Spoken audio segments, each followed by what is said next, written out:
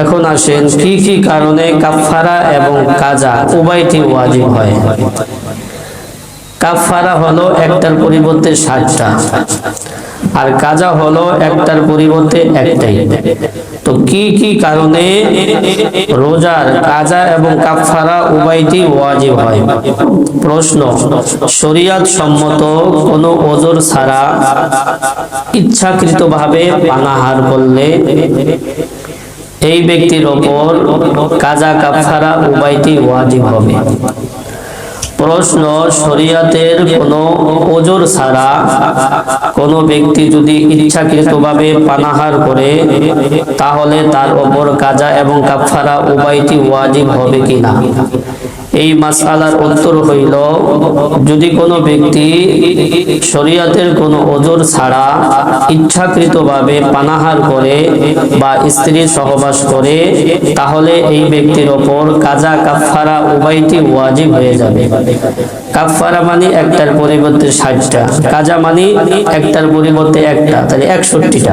এই প্রশ্ন, রোজার কথা স্বামী স্ত্রী উভয় জানে, জানা থাকা সত্ত্বেও যদি স্বামী স্ত্রী সহবাস করে তাহলে উভয়ের উপর কাজা এবং কাফারা উভয়টি ওয়াজিব হবে।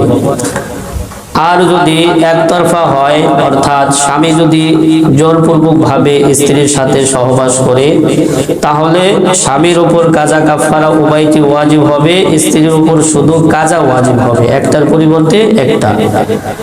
আর যদি রোজার কথা স্মরণ না থাকে, এমত অবস্থায় যদি স্বামী স্ত্রী সহবাস করে তাহলে রোজার কথা স্মরণ হওয়ার সাথে সাথে বিরত থাকতে হবে।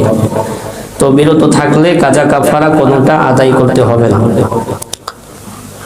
বিড়ি, সিগারেট ও হুক্কা খাইলে, পান করলে রোজা ভেঙে যাবে কিনা?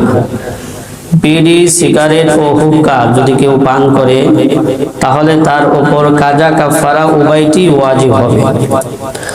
প্রশ্ন, সুবহ সাদেক হয়ে গেছে জানা সত্ত্বেও আজান শোনা যায়নি অথবা ভালো মতো ফর্সা হয়নি, এই ধারণা করে সে পানাহার করলে তার উপর কাজা কাফারা ওয়াজিব হবে কিনা? এই মাসআলার উত্তর হইল, যদি কোনো ব্যক্তি এটা নিশ্চিত জানে যে সুবহ সাদেক হয়ে গেছে বা সাহরি খাওয়ার সময় শেষ হয়ে গিয়েছে, কিন্তু তার এই বাজে ধারণার কারণে সে যদি পানাহার করে তাহলে তার উপর কাজা কাফারা উভয়টি ওয়াজিব হবে।